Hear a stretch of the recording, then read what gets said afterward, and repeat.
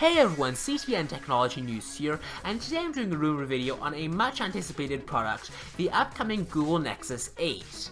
Now, Asus could debut a new Nexus 8 tablet later this year, according to a supply chain source close to Digitimes. The tablet will reportedly debut sometime after February and could include Intel's Bay Trail processor.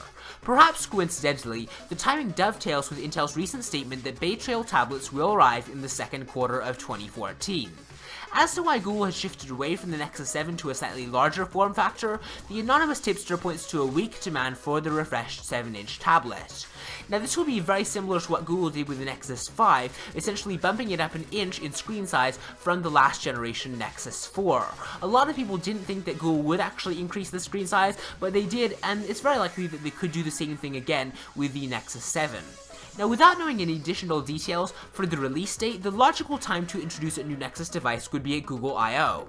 Although a date hasn't been determined for the 2014 conference, we should probably look to around May or June for this conference. Then again, Google is not above introducing a new product without much fanfare at all, because the current Nexus 7 made its debut at a breakfast with Sundar back in July of 2013.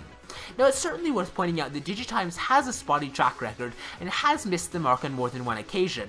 Now, we could be seeing other names for like who's going to make the processor, such as Samsung, LG, Qualcomm, and Nvidia. I mean, personally, I wouldn't be sad to see an Nvidia Tegra K1 processor in the tablet, or maybe a Snapdragon 805 if Google really wants to stay at the forefront of the technological frontier and make it essentially the fastest small tablet on the market. We could really be seeing companies like that making the processor, and we really don't know that Intel's Bay Trail processor is going to be in the Nexus 8, but it's just an interesting rumor nonetheless.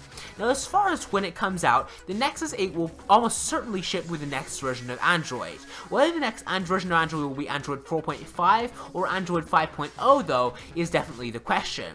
If it's Android 4.5, we'll probably see some minor updates like we've seen for the last couple of iterations of Android, but if it's Android 5.0, the Keyline Pi release, we'll probably see a whole bunch of new features in Android that weren't there before.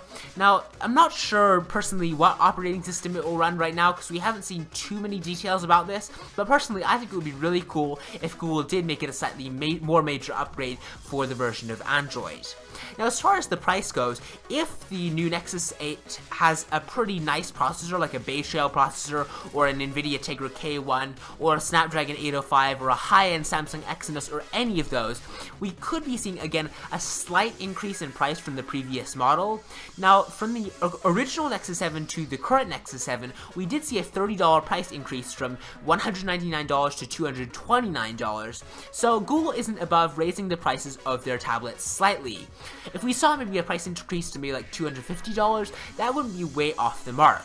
With that said, Google does need to be careful about increasing the price too much, because as we learned with the iPad mini, Apple just priced that one too expensive, and not many people are buying it just because the price is just too high.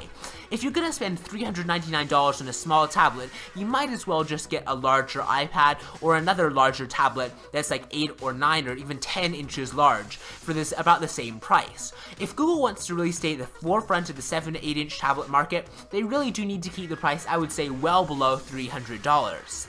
Now, let me know what you want to see in the upcoming Nexus 8 in the comments below. If you're looking for a pure Google experience in a tablet right now, I would definitely recommend going with the LG G-Pad 8.3 Google Play Edition.